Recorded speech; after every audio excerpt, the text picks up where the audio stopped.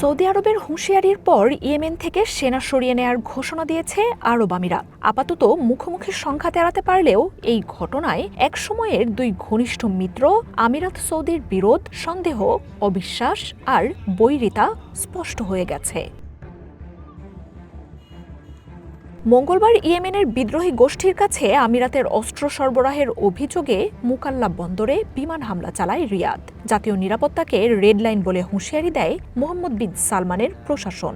ইয়েমেনের সৌদি নিয়ন্ত্রিত সরকার আমিরাতকে সেনা সরিয়ে নিতে ২৪ ঘণ্টা সময় দেয়। একই দাবিতে সমর্থন দেয় সৌদি আরবও।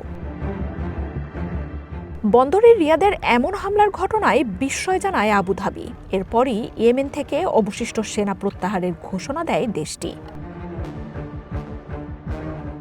আর দ্রুত ঘটে যাওয়া এসব ঘটনা মধ্যপ্রাচ্যকে নতুন শঙ্কা, উত্তেজনার মুখে দাঁড় করিয়েছে।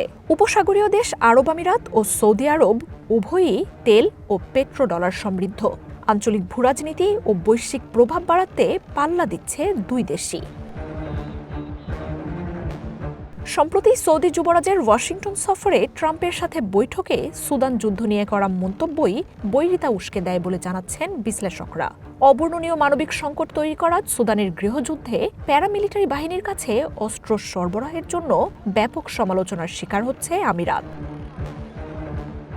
এর মধ্যেই এই মাসে সৌদি সীমান্তে ইয়েমেনে আমিরাত সমর্থিত বিচ্ছিন্নতাবাদী গোষ্ঠীর ব্যাপক তৎপরতায় দুই দেশের তিক্ততা আরও বাড়ে। মিত্র হলেও উপসাগরীয় দুই দেশের সম্পর্কে আগে থেকেই অস্বস্তিও ছিল। এই মাসেই সৌদি আমিরাতের শীর্ষ পর্যায়ে কয়েক দফা আলোচনার পর কোনো সমাধান আসেনি। প্রভাবশালী দুই দেশের উত্তেজনা গোটা মধ্যপ্রাচ্যকেই হুমকিতে ফেলতে পারে বলে শঙ্কা বাড়ছে। তেল সমৃদ্ধ দেশ দুটির বৈরিতা প্রভাব ফেলবে বৈশ্বিক জ্বালানি ও অর্থনীতিতেও। এর মধ্যেই মধ্যপ্রাচ্য ও মুসলিম দেশগুলোর নেতারা দুই দেশের সম্পর্ক উন্নয়নে কূটনৈতিক তৎপরতা শুরু করেছে।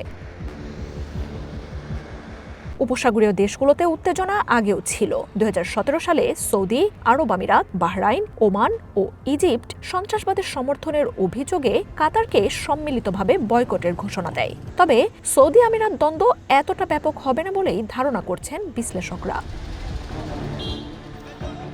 মার্জিয়া উপমা, ওয়ান ইন্টারন্যাশনাল ডেস্ক।